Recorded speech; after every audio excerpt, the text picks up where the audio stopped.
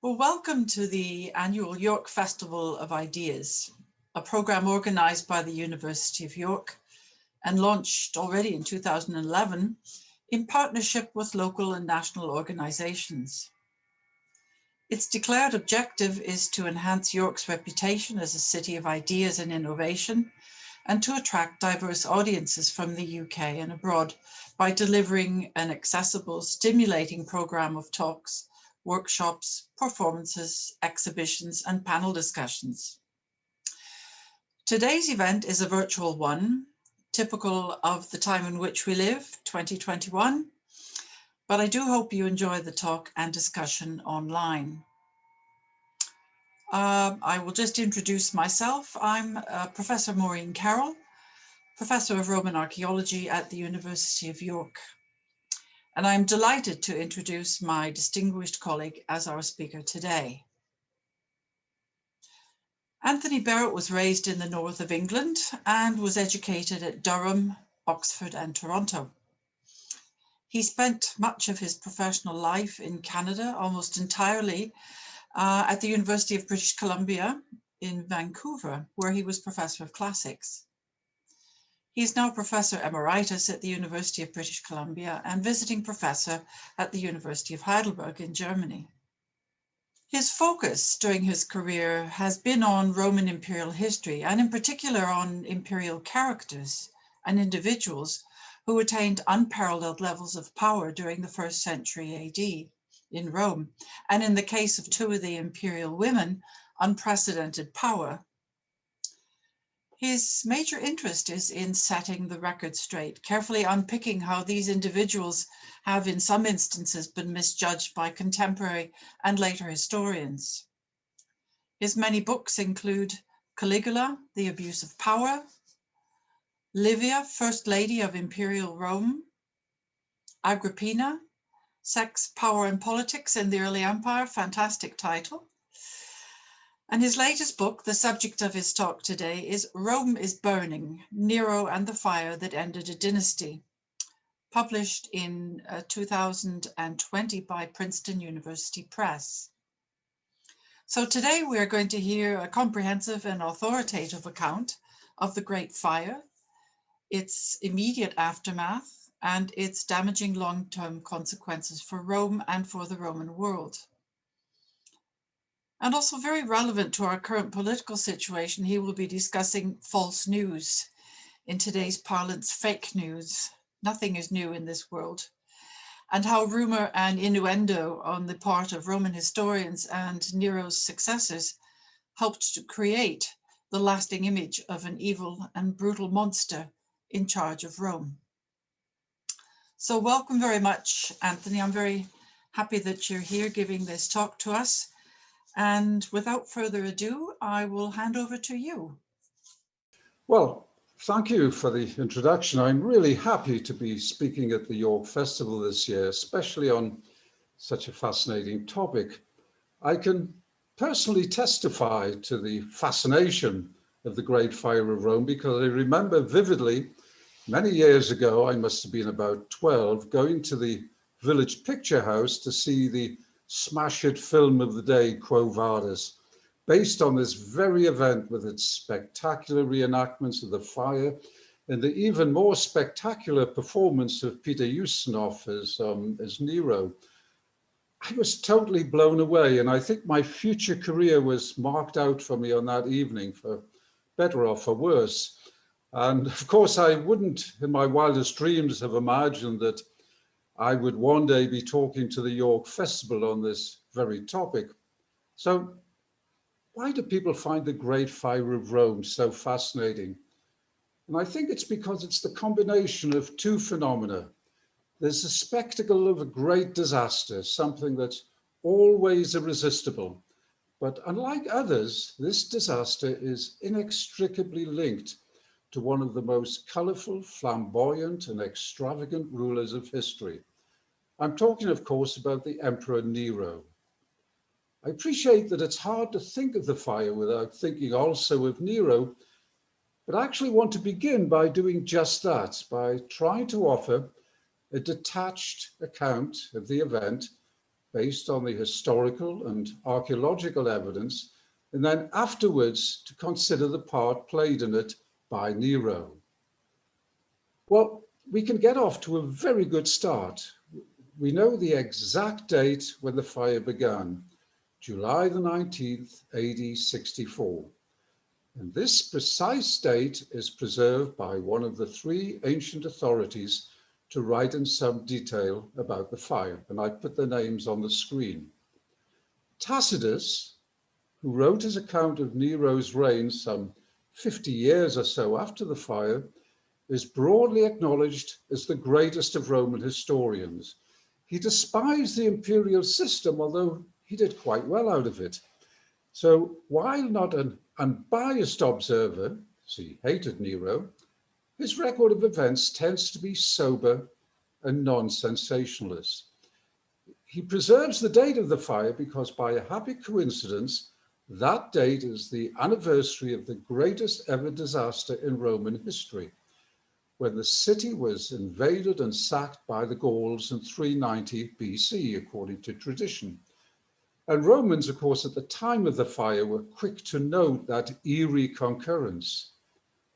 We also get from Tacitus a pretty precise location for the fire's start.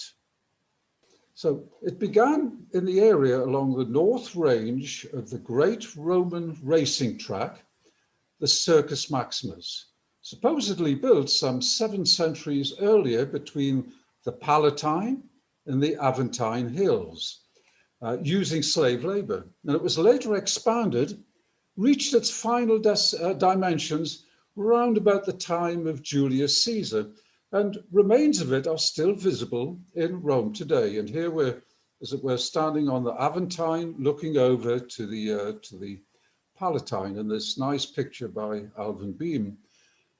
The area around the circus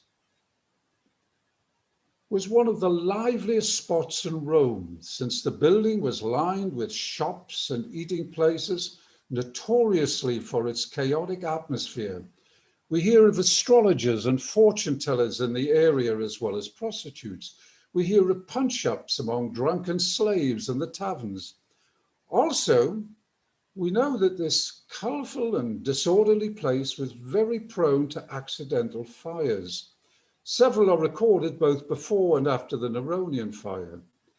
Tacitus tells us that the Neronian fire started among the inflammable material found in one of the small establishments there.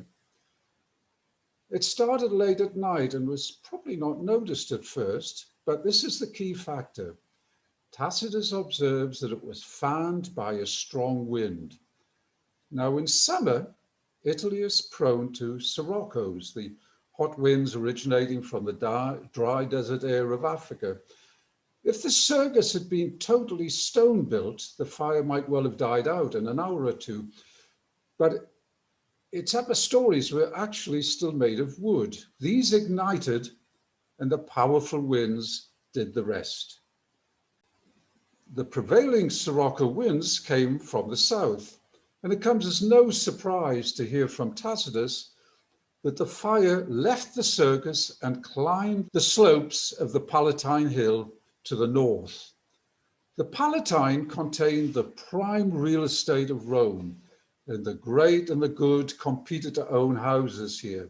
Cicero, Mark Antony, the Emperor Augustus, and the later emperors up to and after Nero all lived on the Palatine. Tacitus tells us that Nero's palace on the hill was destroyed in this fire, and we can add the testimony of the second of the major literary sources for the fire, Cassius Dio. Dio wrote in Greek about 150 years after the event. He's not a very analytical historian, although he's much more highly regarded now than he was in the past. He's clearly biased against Nero, and he's inclined to report foolish gossip rather uncritically.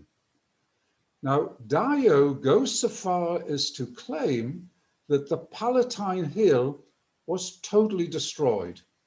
Now, this is almost certainly an exaggeration, but it's difficult to know just how exaggerated it was because of two obstacles. One is a general problem posed by the aftermath of the fire. We know that the debris was removed and used in a swamp reclamation project. More about that later. So that much of the archaeological evidence for the fire was literally carted away. The other problem is that the Palatine was later in the century covered by a huge palace complex. I go back to the original picture. There you see in the slope of the Palatine the later palace. So this would, of course, would have destroyed the archaeology below. So while it's safe to assume that the hill was seriously damaged, we can't be sure how seriously. So what happened next? Well, Tacitus says that after the fire had climbed to the heights of the Palatine Hill, it once again ravaged the lower areas. And presumably by once again, he's referring this time to the lower areas to the north of the Palatine on the other side from the circus. But I have to use the word presumably here. And that's because an element of uncertainty creeps into the narrative at this point. So far, I've been able to be pretty precise about the course of the fire, but remember that I've been talking only about the first phase, perhaps first 24 hours or so. But the fire went on for another 8 days in all. And this we know from an inscription by the later Emperor Domitian, made possibly in the 80s to accompany the altars to the god Vulcan, the god of fire, to make good for vows neglected by Nero after what the inscription says was a fire in his own day, which lasted for 9 days. So a clear and unequivocal statement. Well, what happened during the remaining 8 or so days? Well, the most vivid description is offered by Dio. He tells us, and I'm paraphrasing here now, that the shrieking and wailing of children, men and the old, all of it mixed together, never ceased, so that between the smoke and the uproar it was impossible to see anything or have any idea of what was happening. Some stood speechless, as if they'd been struck dumb. People were carrying out their personal effects, and some were stealing the effects of others, and they would blunder into each other and trip over their bundles. They couldn't go forward, but they were still pushed forward and bowled others over and were bowled over themselves. Many were suffocated, many were crushed, but there was no escape. And anyone who survived one immediate crisis would perish when they fell into another. This is very dramatic and it's very moving, but it's also, it's quite uninformative. It's essentially a generic description that might have been inserted into the account of any great fire. And the literary sources, in fact, provide very little concrete information about what happened in those remaining 8 days. So we need now to summon the aid of the archaeologists to our assistance. And here we have a piece of luck. After the fire, Nero engaged in an ambitious program, essentially to reshape the center of Rome, his famous Golden House. Now, usefully for us, this spectacular structure was built primarily in those areas made vacant by the destruction of the fire. We're lucky also because in the year 80 AD, this is well after Nero's death, Rome's most familiar landmark was dedicated. I'm talking, of course, of the Colosseum on this picture by David Iliff. The Colosseum had been built by the Emperor Vespasian, who after a power struggle among rivals had eventually succeeded Nero in the year after Nero's death, AD 69, and reigned until 79. His structure, this Colosseum, was dedicated in the year after his death by his son Titus. Now, the Roman poet Martial celebrated the occasion in verse, and he explained how the hated palace of the tyrant Nero was transformed by Vespasian into a wonderful public amenity. And Martial usefully provides us, indirectly, with an outline of Nero's complex. So with Martial as our guide, we can trace the core of the Golden House. And of course, since the Golden House replaced buildings destroyed by the fire, we can in turn trace the course of the fire. So let's look again at the map. The core of the Golden House was in the depression that stretched from the later Colosseum down to the Roman Forum, down here. The Colosseum, Martial tells us, was built on the site of the great artificial lake constructed, or at least begun, by Nero. This is here. To the west of the lake, there was an enormous piazza, the vestibule, the entrance room to the house. And to the west of this again, to the west of the vestibule, there was an arcaded avenue rising up from the Forum to the west. Now, the Golden House, which is very much part of the history of the fire, was a spectacular undertaking. And it's best described by our third literary source for the fire, Suetonius. Suetonius is a biographer, the author of The 12 Caesars, an enormously entertaining work, especially on the imperial sex lives and on trivial details like the Emperor Vitellius having a pot belly or Caligula not being able to swim. Suetonius is someone capable of meticulous archival research, but equally incapable of resisting the most colorful anecdotes. So we have to be a little careful with him. So Suetonius tells us that the vestibule of the Golden House had a triple portico a mile long and contained the colossal statue of Nero that stood 120 feet high. Roman feet and miles are slightly less than ours, but not misleadingly so in this kind of rhetorical context. He says that Nero built a pool as big as a sea, all set among tilled fields, vineyards, and woods, with large numbers of domestic and wild animals of all kinds. And I quote, "In the buildings of the structure, everything was overlaid with gold and studded with precious stones and mother of pearl. The dining rooms had ceilings made of ivory panels that could rotate for flowers to be scattered from above and fitted with pipes for dispensing perfume. The principal dining room had a dome which day and night revolved continuously like the heavens, and there were baths running with seawater. So imagine that you're standing more or less at this point. And here we see a reconstruction of the arcade leading from the forum. Is suggested more or less a century ago by an American, Esther Van Dam. And this reconstruction, although probably disagree with details, I think it gives a very reasonable impression of what it would have looked like. So we have the arcade leading up from the Temple of Vesta. I've got them both marked in blue here, up to the vestibule, and the vestibule, of course, containing the huge statue of Nero. This was known by the Greek word colossus. And I might say that to the right of it, of course, would be Nero's Lake, later replaced by the Colosseum. Now, the Colossus was moved east from the vestibule, later by the Emperor Hadrian. He needed the land, and he used a team of elephants to do the job.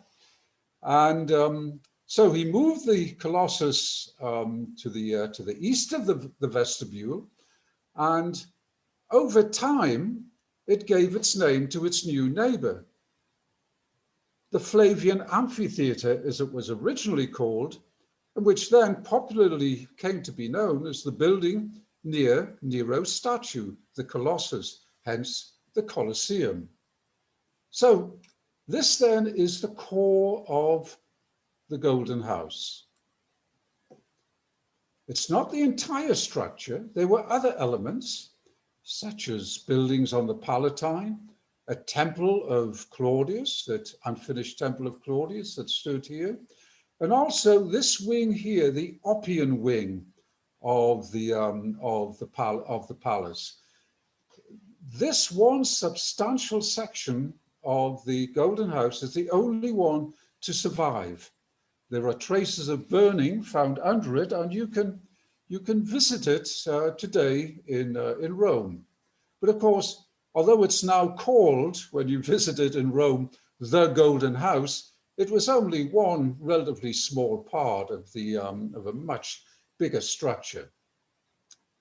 So by combining Tacitus, Suetonius, and Martial, we have good literary evidence that these lower sections into which Tacitus said the fire spread involved the Colosseum Valley.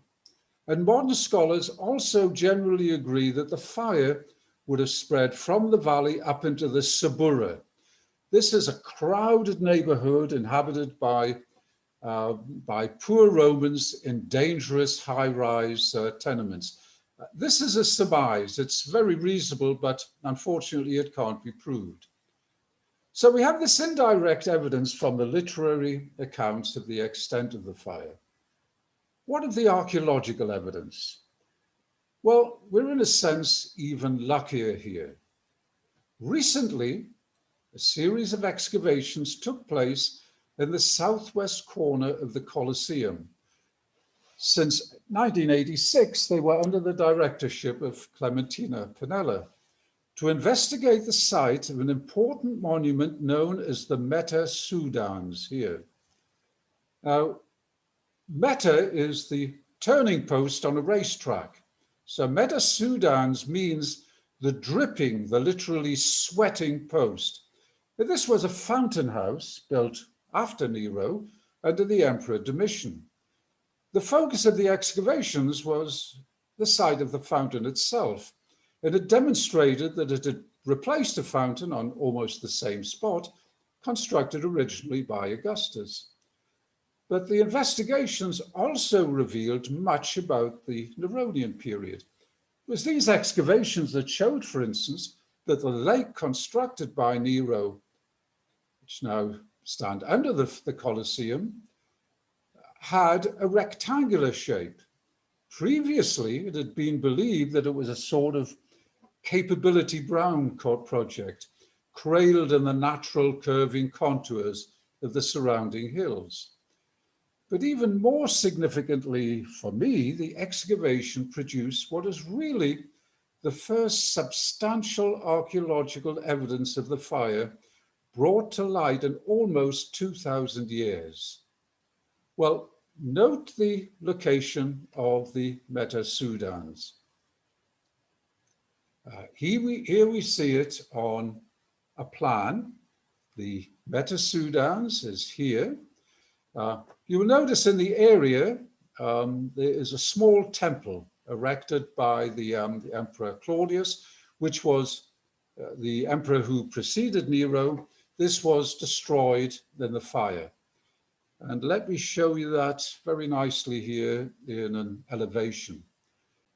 The archaeological remains that were found in this area are very striking, and the images of them were very generously made available to me by Professor Pinella. Here, for instance, is a floor that was broken by fallen masonry, scorched by the fire of the heat of the fire. Here a grate, distorted by the intense heat of the blaze. And it gives you an idea of how hot the fire must have been in this spot. And next, my personal favorite, I pointed out the small temple erected by the Emperor Claudius and destroyed in the fire. Here are the steps leading up to the fire, showing very, very clear signs of burning. To the west of the temple, and this is on the road that, of course, that preceded the vestibule, that the contours here of the road changed, but you will notice that to the west of the temple, there was a series of workshops fronting houses. And we have dramatic evidence of the fire from the workshops.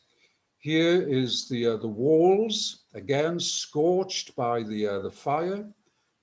And here, very, very dramatically, we have pottery and metalwork fused together by the intense heat. And then we have some small finds. And these are bits of pottery and metalwork, unremarkable in themselves, but they're made remarkable by the evidence of the fire that they show, by the evidence of the burning. So these stunning excavations provide the physical confirmation for what we had surmised from the literary texts, that the Colosseum Valley and the area under the Golden House was the general site of this serious fire. But what specific Roman buildings suffered? We have very little information on this. Dio mentions one building destroyed, the amphitheater of Taurus. Unfortunately, the precise location of the amphitheater is far from clear. It's generally believed that it stood in the south of the Campus Martius at this location, but its precise location is far from certain. And so we can't really use it to gauge the extent of the fire. And as I'll mention this again later, the Campus Martius is thought, in fact, to have escaped the fire, which makes Dio's testimony here just that little bit more dubious. Tacitus gives us 5 buildings destroyed by the fire. 2 of them, the Temple of Luna, the Temple of Jupiter Stator, we don't know their locations, so they can't be of help to us. The other 3 we do, the Ara Maxima, the altar of Hercules, the Regia, and the Temple of Vesta. And here we see them on the map. The Ara Maxima, the altar of Hercules, and the Regia and the Temple of Vesta. And they're located exactly where we would expect the fire to have affected the buildings. This is in the western end of the Colosseum Valley. The altar here stands at the western end of the Circus Maximus, which is where the fire began. So that's the sum total of the buildings, and it's nice to have that information, but they really don't add much to our knowledge of the extent of the fire. Now, Tacitus provides us with some additional information. The Emperor Augustus, the first emperor of Rome, had divided Rome into 14 named and numbered districts, and we can identify them today. And Tacitus tells us that of those districts, 4 were untouched, 3 were leveled to the ground, and of 7, and the remaining 7 had only charred remains of buildings left. This seems very, very useful, but unfortunately, Tacitus doesn't tell us which was which. This is very, very frustrating. And also, apart from this, it's not clear that Tacitus really knew what he was talking about. The borders between the 14 districts were essentially lines on the map. Physical demarcators were the exception. And when Tacitus claims that 7 districts were reduced to charred vestiges and that not a single building was damaged in the remaining 4, he's simply unbelievable. This just couldn't have happened. Another problem is that very soon after the fire, in the central area that was presumably leveled to the ground, we hear of activities that suggest that the buildings were still standing. For instance, in mid-April of the year following the fire, games were celebrated in the Circus Maximus, which had lain at the very heart of the conflagration. And in AD 67, when Nero made his triumphant return from Greece, he proceeded through the city, and the gate of the circus had to be demolished to accommodate his procession.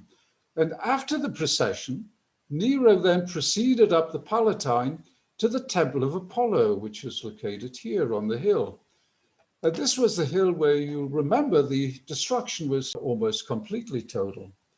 So unless the rebuilding, which was happening at the same time as the monumental investment of capital and labor into the Golden House, was extraordinarily rapid, it might suggest that the destruction was not as huge as we're given to believe.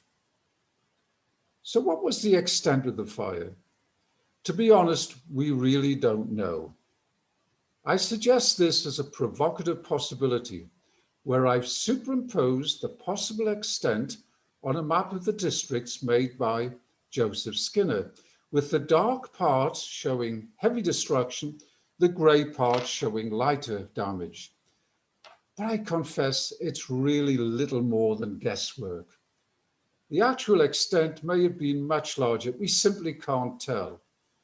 And I might add here that we have no idea of how many people died in the fire. We don't even really know where to start because there's no agreement at all on what the population of Neronian Rome might have been. And we don't, in fact, know the name of a single victim of the fire, not one. Well, let's now turn to Nero. The popular modern view of Nero's conduct has been very much shaped by one famous incident.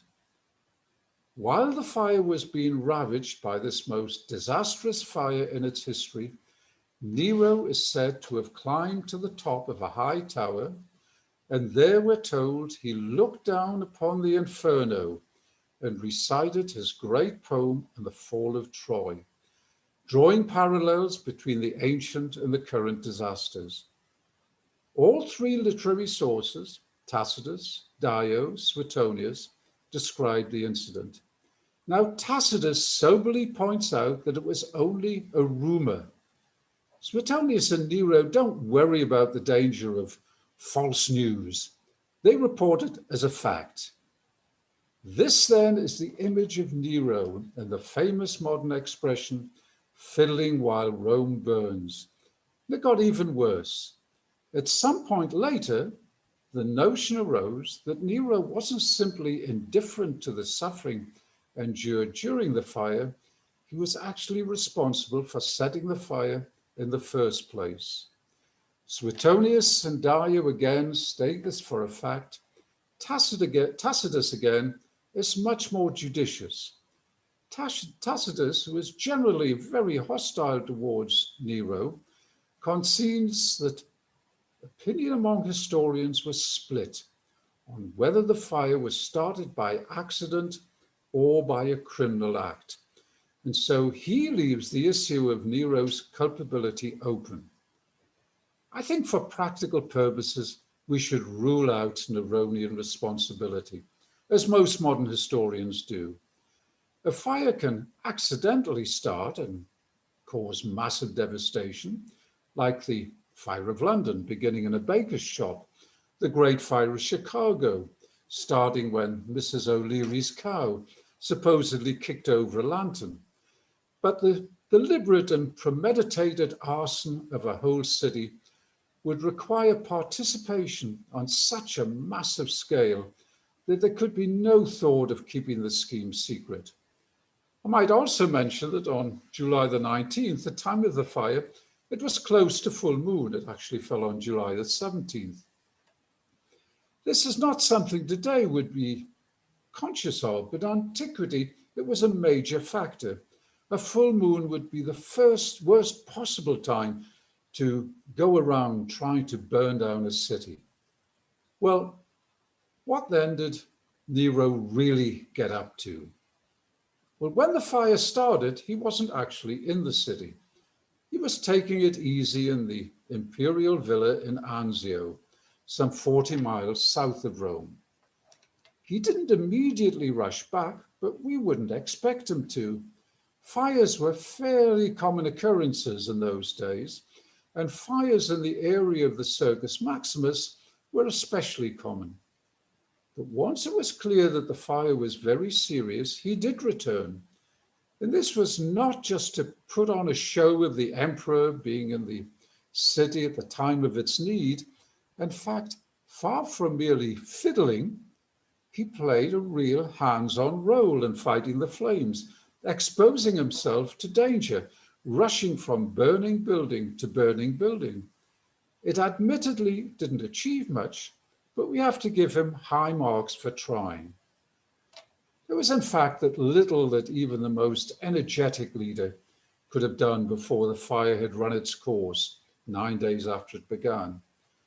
So we might more usefully want to look at Nero's conduct after the fire. Here again, Nero's performance was impressive. He arranged temporary shelter on the Campus Martius for those who had been made homeless. This is why it's thought that the Campus Martius had escaped the fire, although I suppose it's possible that it might have been affected by the fire right in the most southerly part. So when these areas on the Campus Martius had filled up, we're told Nero made available other locations, including major public buildings, as even his own personal estates. Ironically, for the vast majority of the now homeless, it would have been the most comfortable accommodation they'd ever enjoyed. He introduced schemes to encourage rebuilding through what we would probably now grandiosely call government-private investor partnerships. So grants for reconstruction were provided. Former slaves who'd achieved partial Roman citizenship could acquire full status by investing half their assets in home construction. He undertook to remove the debris and recover the bodies at his own expense. And in an arrangement that speaks very much to careful planning and management, once ships were able once again to bring up grain from the port of Ostia for distribution, those same ships took away the fire debris, which was then used to fill the marshes around the port of Ostia. I mentioned earlier the removal of the archaeological evidence for the fire. Similar energy was bestowed on reducing the risk of a recurrence. In Rome, after the fire, the rebuilt streets were carefully surveyed with wide carriages and reserved open spaces. Height restrictions of 70 Roman feet were imposed on the apartment blocks, which these were notorious fire traps. Shared walls were prohibited. Perimeter space was made mandatory. There were new regulations about avoiding wood in constructions. Buildings were to use stone, and even the best types of fireproof stone were specified. Guards were posted to prevent illegal siphoning from the water supply, and firefighting appliances were made available and kept in public view. So given all this activity, how did Nero metamorphose into the quintessential fiddler during the city's calamity? Well, it's not complicated.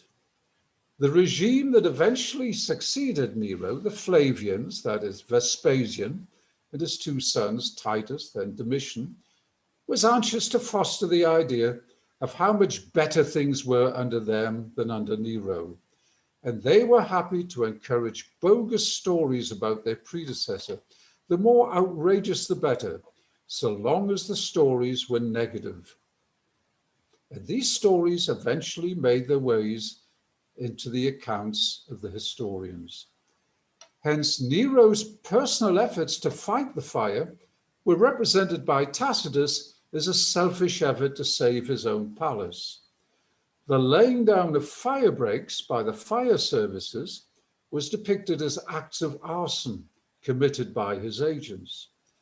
His welfare measures were written off as crass publicity stunts aimed at winning popularity, and his debris removal initiative was represented as some sort of scam to get access to the loot in the destroyed houses. Even the totally sensible provision of safe, wide streets was criticized. Why? Because they provided less shade. His later plan to beautify the devastated center of Rome with a visionary project of stunning buildings with parklands and a large artificial lake situated in idyllic semi-rural surroundings with general access for the public, the famous Golden House was disparaged as a symptom of tyrannical megalomania.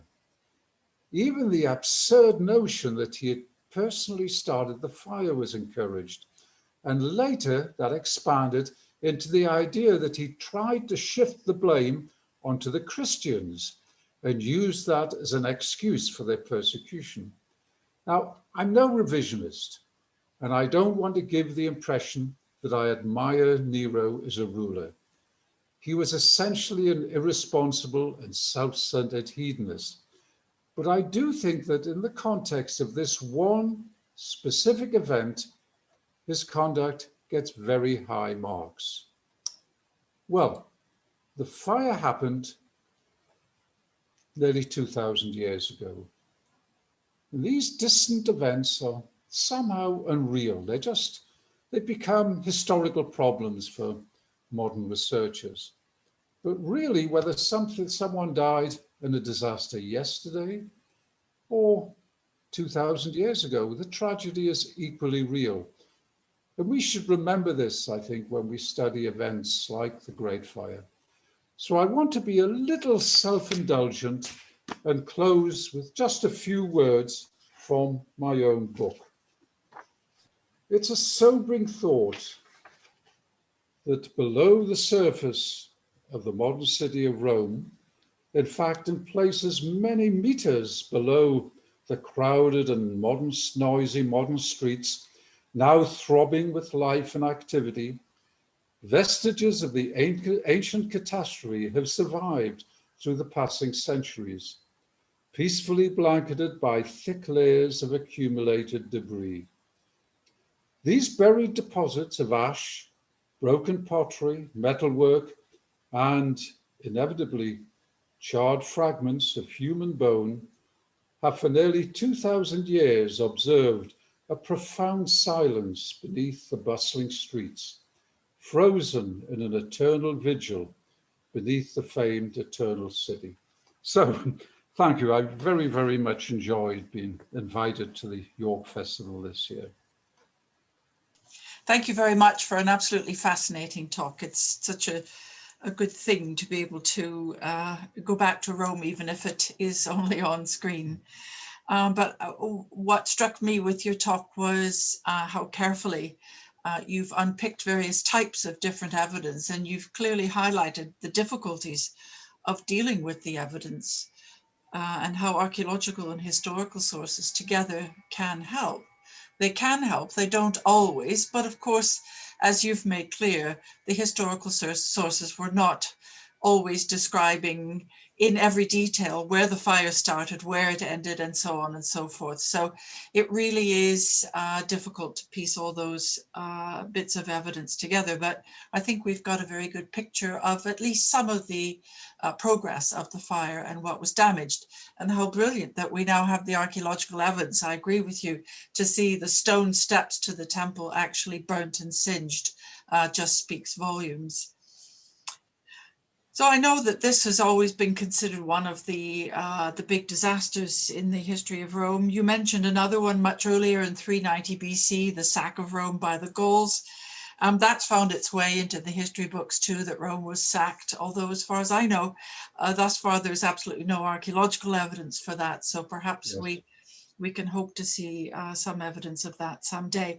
Or perhaps that was a story of exaggeration meant to highlight a situation and to explain later activities. And perhaps the fire, the Great Fire, was also a slight exaggeration, but there can be no doubt that it caused a lot of devastation. And I hope you don't mind me asking you some questions that move on from what you talked about. And it was clear that the fire was a disaster for many individual Romans living in the city. Can you tell us something about any particular groups who would have suffered more than others, and how that situation might have had a broader, more long-lasting significance for the Great Fire of Rome? Yes, I think it can't be argued that the fire of Rome did have a long-lasting impact. It is interesting. There are some great disasters. If we take, for example, the Spanish flu, the end of World War I, that have enormous human effect, but they seem to have little or no effect on later political or social history. Then there are others like, say, Chernobyl, which have a dramatic effect on the future course of events. They seem somehow to hit a popular nerve. And I think that that is true of the Great Fire of Rome. It had enormous personal consequences for Nero. I think it also had enormous consequences for Rome. Now, so powerful is the image of Nero as the self-indulgent and decadent tyrant that it's hard to appreciate that before the year of the fire, he was Rome's golden boy. He'd become emperor in AD 54 at the remarkable age of 16, largely through the machinations of his mother, Agrippina. He started out well, just as Caligula before him had started out well. But like Caligula, it didn't take him long to show his dark and rather dangerous side. And what we very, very soon see, within 5 years, he has murdered his mother. He has started to show a penchant for erratic behavior, chariot racing and performances on the stage. The attitude of the upper classes seems to have been to put up with this. As long as they were doing well, they were allowed, they were willing to allow Nero his bizarre pastimes, even the occasional domestic murder. The fire changed all of this. Now, interestingly, you did mention the effect on the different social classes in Rome. Nero remained popular with the masses after the fire. The indications are that he remained popular until the time of his death, even after his death, because imposters came along claiming they were, in fact, Nero. You're not going to do this if you're widely hated. So the ordinary people seem to have loved Nero. They loved his, I think, his sense of performance and his generosity. For the upper classes, it was quite different. You remember that I pointed out that the first part of the fire, the one area of Rome where we have specific evidence for the destruction was the Palatine. And it was on the Palatine that the rich elite had their homes. And many of the senatorial classes would have lost their grand homes. And Suetonius tells us this. He says, many homes of the great generals of old were destroyed, along with the old war booty still displayed on their walls. So this would have been a great loss to the Roman elite, and Nero's scheme to rebuild Rome with this dazzling architectural array, his famous Golden House, would only have served to rub salt in the wound, and it would remind them of what they had lost. Also, after the fire, Rome was short of revenues. There was the massive building program, the incentives for rebuilding, the welfare aid to the dispossessed. This all had to be paid for. Now, the poor didn't have money to pay for it. It wouldn't affect them. This again would have affected mainly the senatorial elite. And it's striking that up until 64, there's no indication of any opposition towards Nero. As I say, he remained the golden boy. It's after 64 that we start to find opposition to him. There were two major conspiracies exposed in 64. The fact that they were incompetent, as far as we can tell, doesn't lessen their political significance.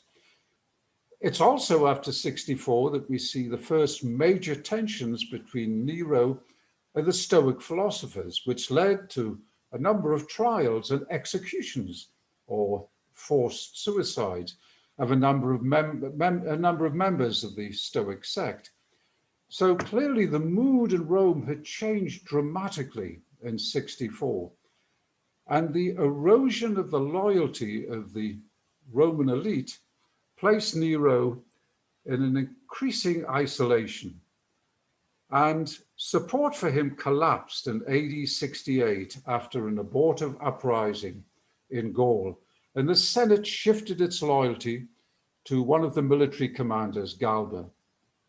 Nero's fate was sealed at this point, and he committed suicide in June of 68.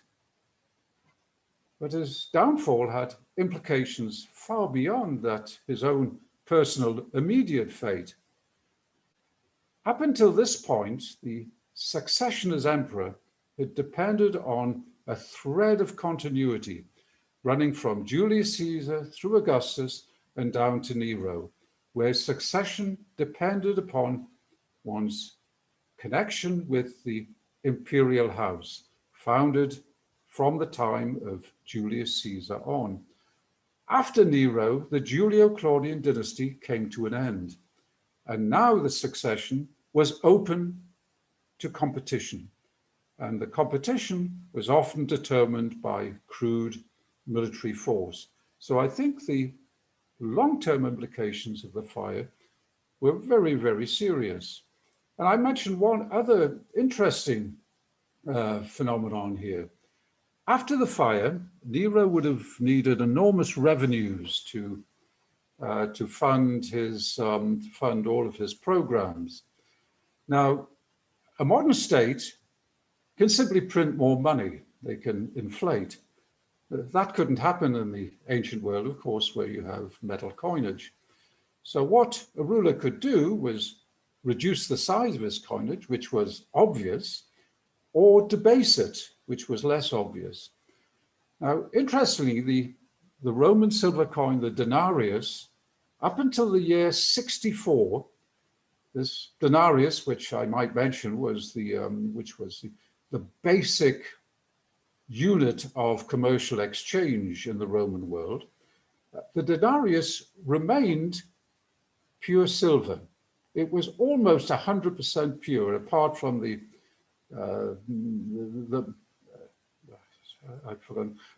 it remained, we can edit that, but I hope, it remained 100% silver, apart from the inevitable trace elements.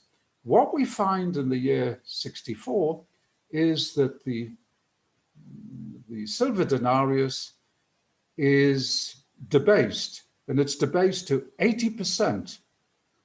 Now, if afterwards the Roman rulers could have gone back to purity, this would not have been significant. But once you start inflating your coinage, your currency, it's almost impossible to turn the clock back. And what we find is that this initiated a process whereby by the end of the 3rd century AD, there was virtually no silver left in Roman silver coinage. So the Great Fire then had very serious implications, and that it started the serious process of inflation of the Roman currency. It's interesting that you should say that the different social classes viewed him differently, reacted to him differently, and benefited differently, or perhaps were disadvantaged by him. And I could imagine that after the Great Fire, perhaps the poor, I would say the working class, the craftsmen, the stonemasons, the builders, etc., would have very much profited by the rebuilding. It would have given them jobs and money. And if the project with the Golden House had reached completion, it was meant to have gardens and places of entertainment and pleasure that would have at least been partly open to the general populace of Rome, as some of the late Republican rulers had made possible.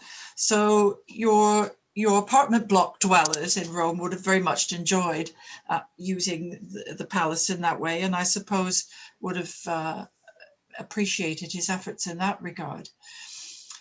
But, you know, if you're right that he didn't start the fire, it simply started, as many fires did, and this one got out of control. It wasn't his fault. So he can't really be blamed for this fire or the extent of the fire. So what could he have done after the fire? He did a lot of things, as you've clearly laid out, a lot of good things to alleviate the suffering of the population in Rome. Could he have done anything different to stem the change in loyalty on the part of the elite? Was it that he was seen as too extravagant, that really turned off the elite? Was it sort of out of his hands at that point? I think it would have been very, very difficult to win the loyalty back. But one thing that I think he would have been well advised to do was stay in Rome. Mm-hmm. Because afterwards he went on a grand tour of Greece, and he had a wonderful time. He took part in all sorts of musical competitions and so on, was very, very much in his element, but he was away from Rome for a considerable amount of time. And in fact, he was summoned back by one of his freedmen, who told him, "You'd better get back here quickly, because you're losing support among the powerful Romans." And this he tried to do. He rushed back to Rome, but in 67, but it was too late by then. Okay, so one of the groups that you have flagged up in the latter half of your talk today were the Christians. And we have this endearing image of Nero being a great persecutor of the Christians. Why would people in the first place have believed that the Christians would have burned down Rome? And can you see whether there's any time lapse between we have the accusation of Nero setting the fire and then perhaps later on the Christians being blamed for it? Can you say something about that context and that background? Mm-hmm. The persecution of the Christians in the aftermath of the fire is one of the most contentious issues in the whole of Roman history. The information from it comes solely from Tacitus. There are aspects of the information that are problematic. I can't go into these in detail, but as an example, he seems to call Pontius Pilate the procurator of Judea, which is the title we have in the Bible, whereas in fact we know that his official title was prefect of Judea. So there are all sorts of difficulties associated with that. There is also the difficulty that no one else mentions the persecution of the Christians. The Christian writers, Tertullian, Lactantius, Eusebius, who followed in later centuries and who viewed Nero as the first great persecutor because St. Paul and St. Peter had died under his, during his reign, they say nothing of any punishment after the fire. So this whole passage, I think, is very, very dubious. And you asked there about the sort of timeline between when Nero was accused of starting the fire, when the Christians were accused. It's difficult to say because the section on the Christians just suddenly appears in the narrative, almost out of nowhere, and then it's dropped. And we're not told when it came about, nor are we sure, apart from that, because Tacitus, if Tacitus did actually write this passage, it's in his manuscript, but we can't be 100% sure that he did. This is very, very contentious. But if he did write it, this is the first indication that we have that there was a belief almost immediately after the fire that Nero was rumored to have started it. Apart from that, we can't actually pinpoint it until much later in the reign of Domitian. The first concrete evidence that we have that, and this of course is under the Flavians, that Nero was starting to be blamed for the fire. So unfortunately, we can't recreate a chronology for when these events are supposed to have happened. And I think you probably guessed from my tone of voice, I'm very, very skeptical about the whole story of the persecution of the Christians. We don't even know how many Christians there would have been in Rome at the time. They probably would have been relatively few. And although Tacitus says that the Christians were hated by the Romans, it's hard to believe that as early as this in Rome itself, that the Christians would have been all that familiar. Yeah. Well, you yourself said that it's a very frustrating story, the Great Fire of Rome, trying to piece together what happened. It's frustrating and fascinating at the same time. Yes. And I've really enjoyed hearing you speak today about this, and it makes me want to go out and get your book and read it from cover to cover. So I'd just like to say thank you very much for giving us your talk, giving us the benefit of your knowledge and time, and thank everyone else who is listening in, and wish you a good day. Thank you. Thank you for providing me with this opportunity to talk about something, as I said, I've been fascinated by since the age of 12. So, bye-bye. Excellent. Bye.